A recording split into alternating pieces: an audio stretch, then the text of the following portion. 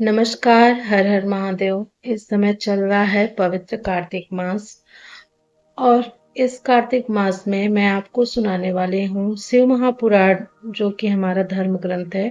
उसमें लिखा गया है तुलसी मैया का जलंधर का शंखचूड़ की कथा, जो कि शिव महापुराण में वर्णित है। तो आइए सुनते हैं पवित्र कार्तिक मास में जलंधर और वृंदा के साथ उनकी उत्पत्ति कैसे हुई और जलंधर का वृंदा के साथ विवाह कैसे हुआ।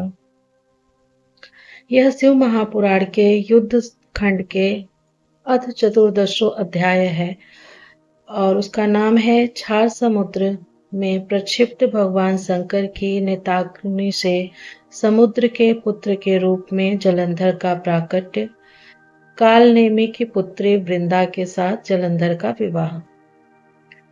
आइए सुनते हैं।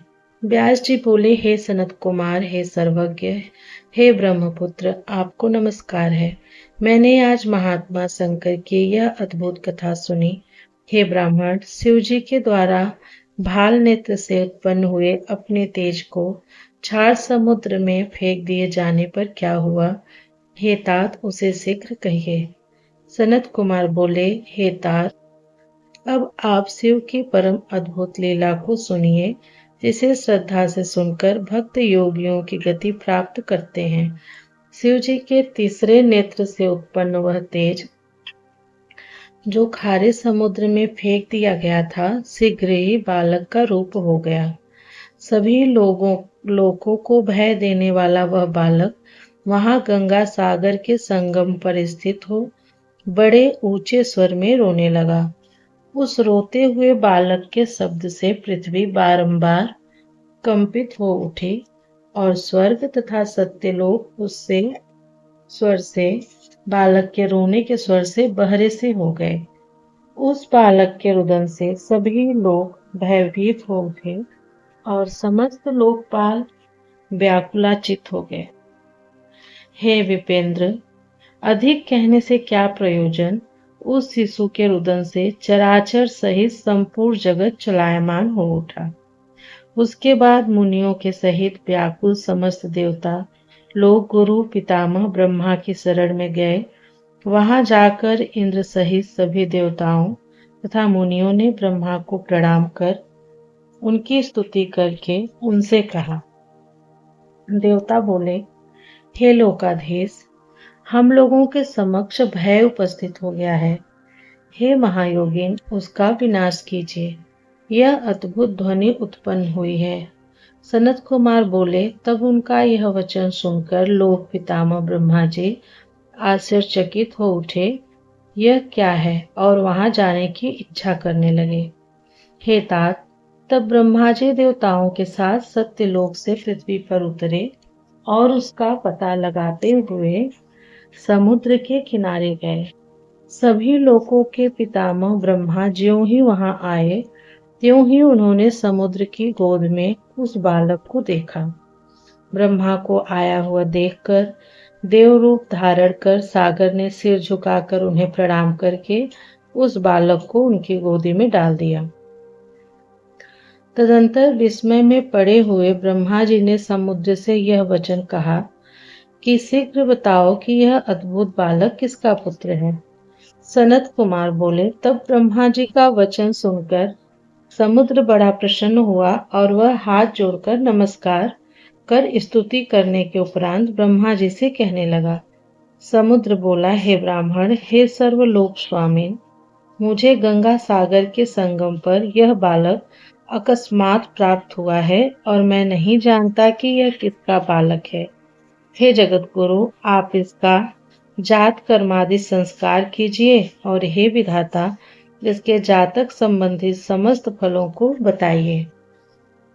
सनत कुमार बोले, जब समुद्र ब्रह्मा जी से इस बात को कह रहा था, तभी उस बालक ने ब्रह्मा का कंठ पकड़ लिया। यद्यपि वह अपना गला बारंबार उससे छुड़ा रहे थे। हे व्यास जी, ब्रह्मा जी गला छुड़ाने का बहुत प्रयत्न कर रहे थे, किंतु उस बालक ने इतने जोर से उनका कंठ दबाया कि पीड़ित ब्रह्मा के नेत्रों से जल टपकने लगा। तब ब्रह्मा जी ने किसी प्रकार उस महातेजस्वी समुद्र पुत्र के दोनों हाथों से अपना गला छुड़ाया और वे आदर पूर्वक समुद्र से कहने लगे। ब्रह्मा जी बोले, हे सागर सुनो, मैं तुम्हारे इस पुत्र का समस्त जातोक्त फल विचार कर कहता हूँ। इसने मेरे नेत्रों से निकले हुए जल को धारण किया है, इसलिए यह जलंधर इस नाम से प्रसिद्ध होगा। यह इसी समय तरुण, सर्वशास्त्रार्थवेत्ता, महापराक्रमी, धैर्यवान तथा रण दुर्मत योद्धा है।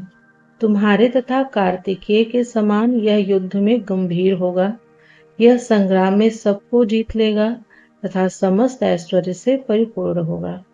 यह बालक समस्त दैत्यों का अधिपति होगा तथा विष्णु को भी जीतने वाला होगा। इसका पराभव कभी नहीं होगा। रुद्र को छोड़कर यह सभी प्राणियों से अवध्य होगा। जहाँ से इसकी उत्पत्ति हुई है, अंत में यह वहीं जाएगा। इसकी पत्नी महापतिव्रता, सौभाग्य को बढ़ाने वाली, सर्वांग सुंदरी, मनोहर, प्रिय वचन बोलने वाली तथा सील का सागर होगी। सनत कुमार बोले, ऐसा कहकर दैत्य गुरु शुक्र को बुलाकर ब्रह्मा जी ने उस बालक को राज्य पर अभिषिक्त करवाया और समुद्र से आज्ञा लेकर वे अंतर ध्यान हो गए।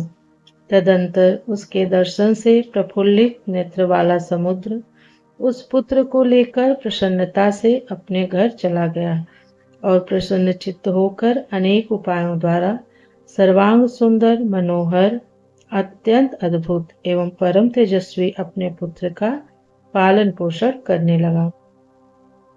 उसके बाद सागर ने महान असुर कालनेमी को बुलाकर उसकी वृंदा नामक पुत्री को उसकी भार्या के निमित्त मांगा।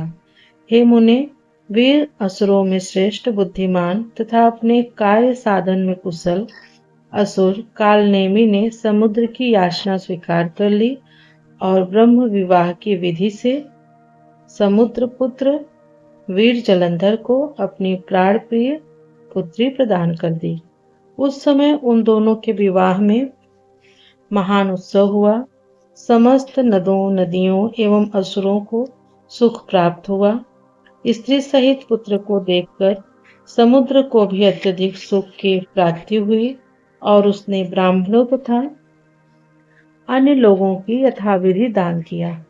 तब पाताल में रहने वाले दैत्य, जो देवताओं के द्वारा पहले जीत लिए गए थे, वे पृथ्वी पर चले गए और निडर होकर उसके आश्रय में रहने लगे। उस समय कालनेमी आदि वे असुर उस समुद्र पुत्र को कन्या देकर परम प्रसन्न हुए और देवताओं को जीतने के लिए उसके आश्रित हो गए।